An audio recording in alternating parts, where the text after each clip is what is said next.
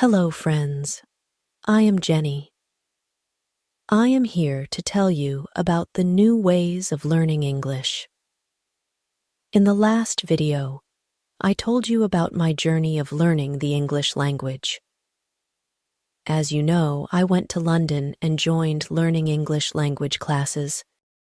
I told you about my fantastic teacher and her amazing and useful techniques that helped all the students to be proficient in English language speaking. Today, I'll tell you more new techniques that I learned from my teacher. At first, how to improve your accent and communication. On Tuesday, when I was at work, something interesting happened. 2 customers came to our cafe. They are husband and wife. The man starts to speak to me. I know that he speaks English, but I don't understand him. I don't understand what he wants. I think that he wants something which we don't have. So, I called my boss. She speaks with the man, and she sells him 2 coffees and 2 sandwiches. I am surprised. When they leave, I go to my boss and I tell her that I am sorry that I didn't understand the man. She says that it is okay. She says that this can happen when people speak with an accent which is new to us. She tells me that the pair was from Australia. The next day, I go to school and tell this story to my teacher. I told her that I felt really stupid when I didn't understand our customers. I wasn't sure that my English was good for my job. My boss was okay with it, but I still needed some help from my teacher. I wanted to know what I could do in these situations. My teacher says, I understand your point. You understand English, which people speak in London. But the Australian accent is new for you.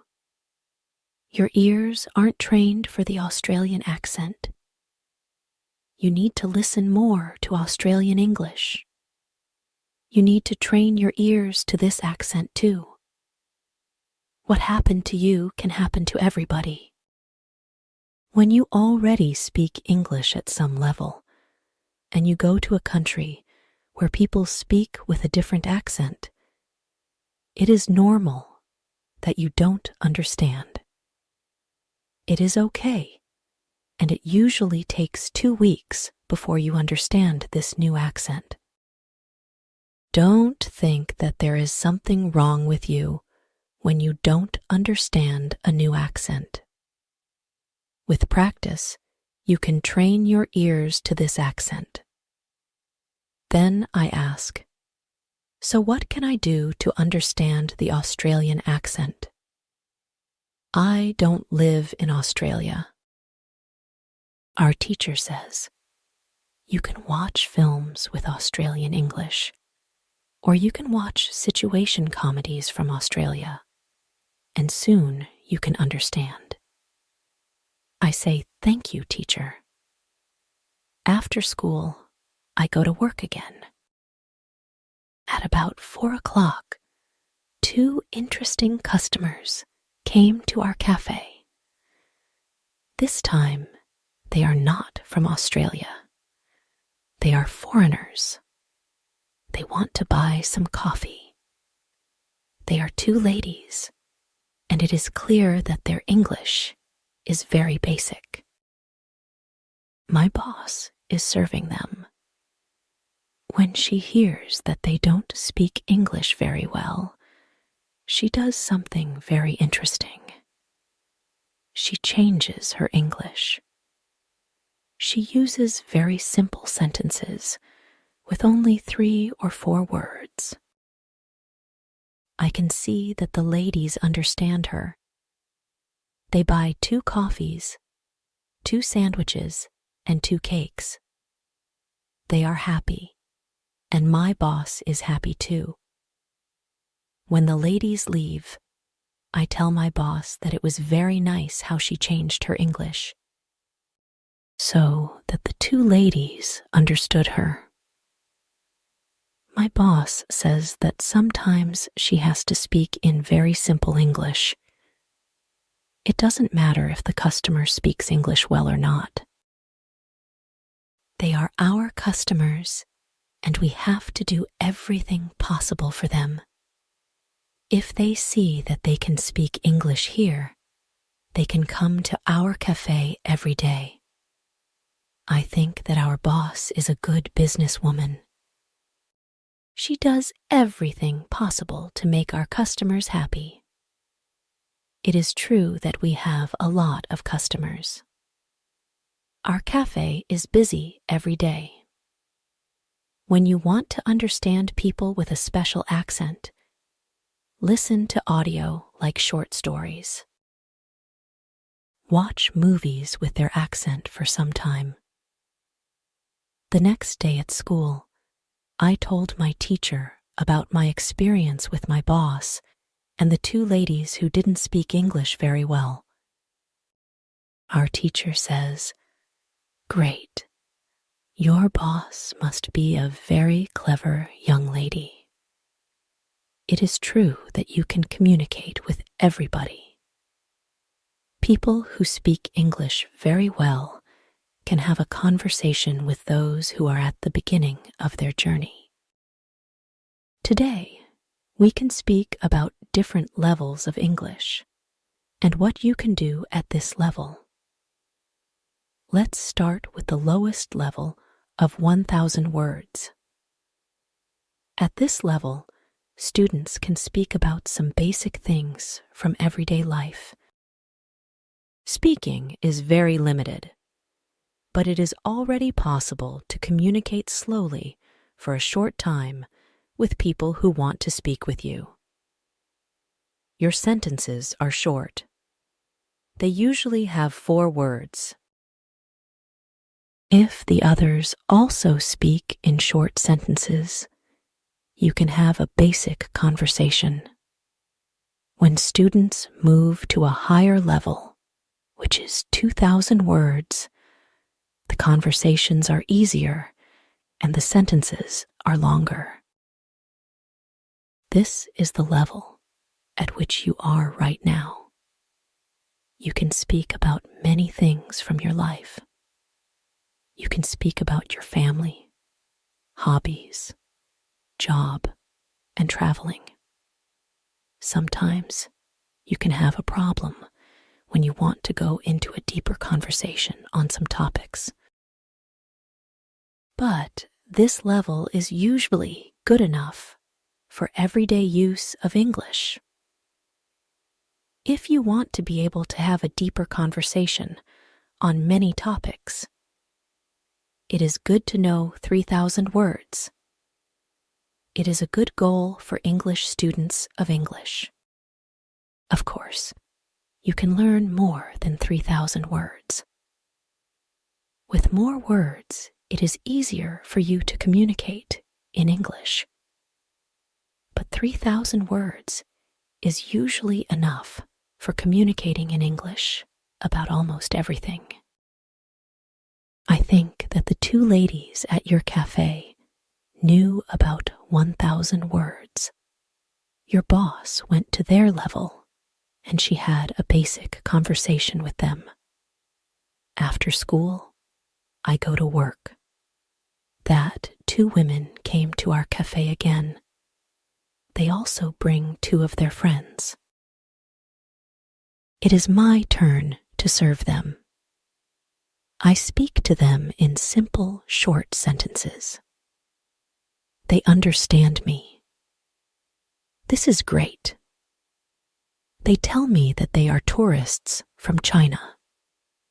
They tell me that they like our cafe because people understand them here. How to speak fluently.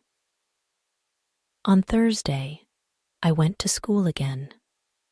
Our teacher asked us about Thursday's school party. One student said that the party was great. We had a lot of drinks and a lot of fun. The girls and boys from our school liked the party. I liked the party a lot too, because Joe was there. I could talk to him, and we danced together. It was all very nice. There were also 2 players from my football team at the party. They are from Argentina. Their English was basic. They could speak only in short sentences. But they were very funny at the party. They made a lot of jokes about life in England, about other players from our team, and about girls from their class. Their sentences were very short, with only 3 or 4 words, but they were able to speak fluently. When we speak about the party, I tell my teacher. It was really interesting to see that somebody who doesn't know many words can already speak fluently. I know some students who are at a much higher level and they can't speak fluently. My teacher said, "The 2 players from your football team showed you the right way." The players used what they knew. They cared only about what was really important. It was communication. Then one girl asked, "So what can we do if we want to speak English fluently? To go to parties and make jokes?" My teacher says, "First, let me explain what fluent speaking is. Many students think that fluent speaking is fast speaking with a lot of words and perfect grammar. But there is a better, more correct definition of fluent speaking. Fluent speaking is speaking without long pauses. Some people can do it at 1,000 words. Some people can do it at 2,000 words. But there are also people who know 3,000 words and aren't able to speak fluently. If you want to speak fluently, you have to practice speaking. There is no other way to improve your fluency. Speaking is a physical activity. It is like playing a musical instrument. If you want to play a violin, you need to train the connection between your brain and the muscles on your fingers. When you want to speak well, you need to train the connection between your brain and the muscles in your mouth. Some students have one interesting experience. Maybe you have this experience too. You meet a foreigner who wants to speak with you in English. You want to say ideas that are in your head, but you are not able to do it. You can't find the right words. Then, when you end the conversation and play it back in your head, you can say that you actually know the right words. But the conversation is already finished. Why do you have this experience? Because you have little training. Your speaking isn't automatic. And it is not automatic because you don't practice it often enough. When you want to speak fluently, I recommend speaking for at least 30 minutes a day. You can speak to a real person. If you don't have a real person for a conversation, you can think aloud. It is necessary to really think aloud and not only think in your head. You need to practice the connection between your brain and your muscles. You can do this by thinking aloud. How to improve listening. The next day, I went to school again. One of the students had an important question. He wanted to know how to improve his listening skills. He wanted to know what the best method is.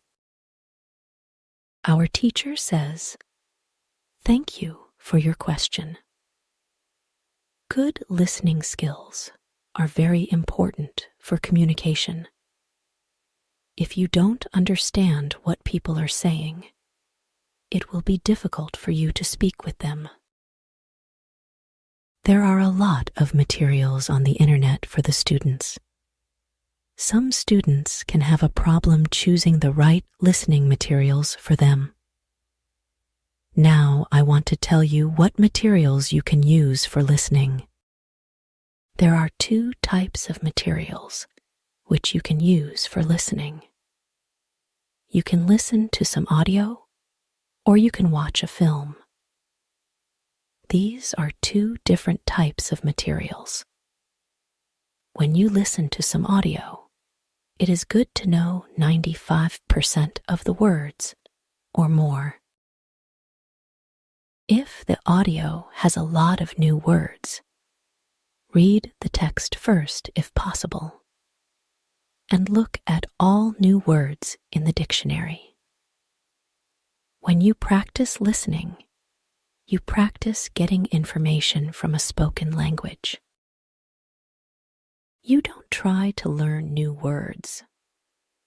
Of course, sometimes you can learn new words, but it is not the main goal. When you listen, concentrate on getting information from spoken English. It is important to use materials at your level of English.